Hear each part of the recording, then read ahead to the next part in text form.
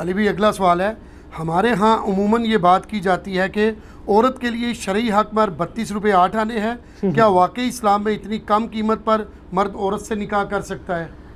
دیکھیں یہ بالکل غیر شرعی بات ہے، 32 روپے 8 آنے، نہ اس وقت 32 روپے تھے نہ 8 آنے تھے، یہ پتہ نہیں کس نے بنا لی ہے، کس نے کیلکولیشن کی ہے۔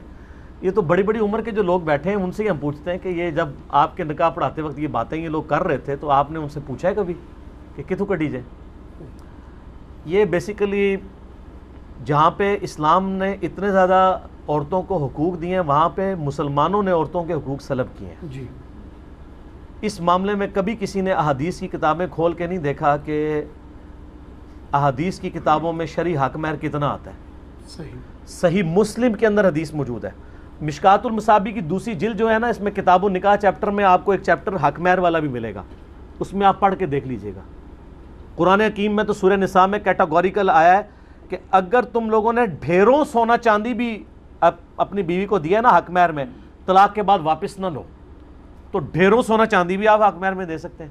البتہ صحیح مسلم میں حدیث ہے کہ نبی صلی اللہ علیہ وآلہ وسلم نے ازواج مطہرات کا جو حق مہر تھا نا، وہ کتنا رکھا تھا وہ آپ دے ہی نہیں سکتے۔ وہ حق مہر تھا 12.5 اوقیہ چاندی، اور ایک اوقیہ جو ہے اس میں 40 درہم ہوا کرتے تھے، یہ 500 درہم بنتے ہیں، 500 درہم۔ اور سنن ابی داؤد، ترمذی اور سنن دارمی میں ملتا ہے کہ نبی علیہ السلام نے اپنی بیٹیوں کا حق مہر بھی یہی رکھا تھا، 500 درہم۔ 500 درہم میں آج آپ کو ذرا کیلکولیٹ کر کے بتاتا ہوں۔ نبی صلی اللہ علیہ وآلہ وسلم کے مبارک زمانے میں 200 درہم جو ہے وہ 52.5 تولے چاندی ہوا کرتی تھی، وہ جو نصاب ہے، اور اس کی ورتھ اتنی ہوتی تھی جو 20 دینار کی ہوا کرتی تھی، 7.5 تولے سونا آج کا۔ نبی صلی اللہ علیہ وآلہ وسلم کے مبارک زمانے میں 2 کرنسیز چلتی تھیں، چاندی کی کرنسی کو کہتے تھے درہم اور سونے کو دینار۔ 1 دینار کے اندر 10 درہم آتے تھے، یعنی 10 ٹائمز تھا، یعنی 1 سونے کا سکہ ہو تو 10 آپ کو چاندی کے سکے ملتے تھے۔ 20 دینار 7.5 تولے سونا ہوتا تھا، تو اس کے ایکویلنٹ 200 درہم، یعنی اس سے 10 ٹائمز 52.5 تولے چاندی ہوا کرتی تھی جو زکوٰۃ کا نصاب ہے۔ تو 200 درہم ہو گیا 52.5 تولے چاندی یا 7.5 تولے سونا، تو 500 درہم کتنے تولہ سونا بنے گا؟ تقریباً 19 تولے۔ 19 تولے سونا صحیح مسلم شریف، یہ بابا شریف نہیں، بزرگ شریف نہیں، صحیح مسلم شریف میں آج کی ڈیٹ میں تقریباً 19 تولے سونا شرعی حق مہر بنتا ہے، اور اب تو تقریباً 90,000 روپے تولہ ہو چکا ہے، 16-17 لاکھ روپے آج کا بنتا ہے۔ اب یہ نہ ہو نوجوانوں کے چہرے لٹک جائیں کہ پھر تسی بیاہ کر بیٹھے، یہ پریفریبل ہے۔ اگر کوئی شخص غریب ہے تو اپنے کفر میں شادی کرے، صحیح بخاری میں حدیث ہے اپنے ہم پلہ لوگوں میں کرو، اس میں آپ غریب ہیں تو آپ 5 درہم کے اوپر بھی کر سکتے ہیں، وہ حدیث بھی موجود ہے۔ حتیٰ کہ بخاری مسلم میں حدیث ہے کہ ایک غریب شخص نبی علیہ السلام کی خدمت میں بیٹھا تھا، ایک عورت آئی، اس نے کہا یا رسول اللہ میں اپنا آپ کو ہبہ کرتی ہوں، یعنی آپ مجھ سے شادی کر لیں۔ وہ بھی بہت غریب عورت تھی، آپ صلی اللہ علیہ وآلہ وسلم نے خاموشی اختیار کر لی۔ پھر آپ نے فرمایا کوئی اس سے نکاح کرنا چاہتا ہے؟ تو ایک غریب آدمی کھڑا ہوا، اس نے کہا یا رسول اللہ میں۔ آپ نے فرمایا کوئی چیز ہے حق مہر میں دینے کے لیے؟ کوئی چادر؟ کا نہیں۔ کا کوئی انگوٹھی؟